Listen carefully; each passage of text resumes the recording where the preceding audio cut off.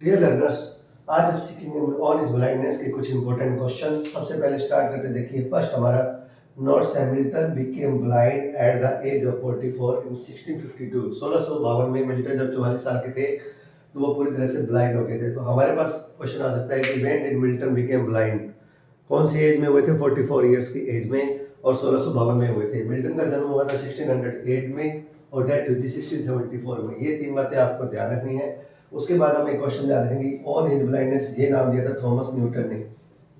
ये दोस्तों नोट्स के माध्यम से हम क्वेश्चन सीख रहे हैं किस तरह से क्वेश्चन आ सकते हैं। और मिल्टन ने जो है, जब इस एज में मिल्टन ब्लाइंड हो चुके थे 44 ईयर की एज में 1652 में। उसके बाद हम चलते हैं, जो पोइम पब्लिश हुई है, ये हमारी पोइम पब्लिश हुई है 1673 में। जो हमारी पोइम है हमारी पब्लिश ब्लाइंडनेस, ये पब्लिश हुई है 1673 में। इस बात का आपको ध्यान रखना है। पेट्रार्कन सोनेट के रूप में ये पोइम लिखी गई है। उसकी राइम स्कीम है A B D E 14 lines की ये पोइम है, जिसके दो पार्ट है, octave part and sestet part. Octave part दोस्तों 8 लाइन्स का होता है और सेस्टेड पार्ट होता है 6 लाइन्स का। इस बात का आपको ध्यान रखना है। और जो फर्स्ट पार्ट है ऑक्टेव, उसमें बताया गया है कि मिल्टन जो है बहुत ही उदास है, सैड है। और जो सेकंड पार्ट है उसमें जो मिल्टन है वो अपना भगवान के प्रति विश्वास दिखा रहे हैं। उसके बाद देखिए पोइम के अंदर इयामिक पेंटामीटर का यूज किया गया है, जो कि बहुत ही फेमस पेंटामीटर है जिसका यूज किया जाता है। उसके बाद हम बात करेंगे लोज।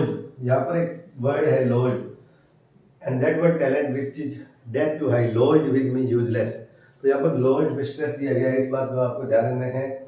सेटिंग ऑफ द पोइम है, पोइम के अंदर, मन के अंदर ये बात चल रही है, उसके माइंड में चल रही है, इनर कन्फ्लिक्ट है, आंतरिक द्वंद्व चल रहा है। ये बात आपको पहले भी बताई थी।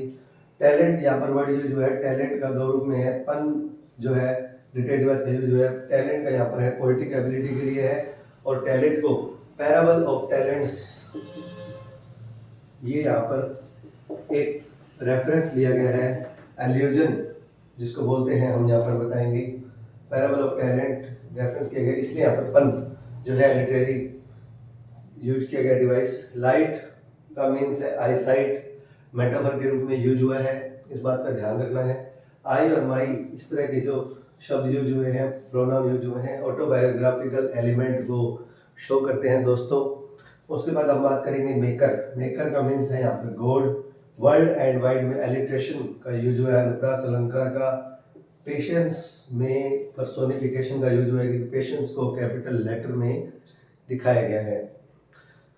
उसके बाद हम देखिए एक लाइन आती है, वहाँ पर बीच में फ्रेज आता है thousands at his beating speed. यहाँ पर एक इमेज क्रिएट की गई है कि बहुत सारे जो देवदूत हैं वो हजारों वो दौड़ रहे हैं, एक आदेश पे काम कर रहे हैं। और एल्यूजन का यूज किया गया है लाइन 3 में, जहाँ पर मैंने आपको बताया पैराबल ऑफ टैलेंट का रेफरेंस दिया गया है कि वहाँ पर जो है एक मालिक जाता है, व्यापारी, और उसके 3 नौकर होते हैं, सेवक होते हैं, उनको अलग अलग जो है मात्रा में या संख्या में हम कहते हैं मुद्रा दे के जाता है, और फिर वो उसको अलग अलग तरीके से यूज करते हैं। जो थर्ड सर्वेंट होता है उसको ज़मीन में दबा देता है। और उसी रेफरेंस में मिल्टन कह रहा है कि मैंने अपने पोएटिक टैलेंट को यूज नहीं किया, तो मेरे लिए मैंने उसी तरह उस सर्वेंट की तरह ही मैंने अपने टैलेंट को यूज नहीं किया।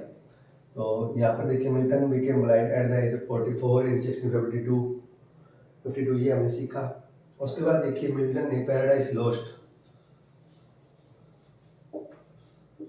लिखी है और पैराडाइज रीगेन लिखी है।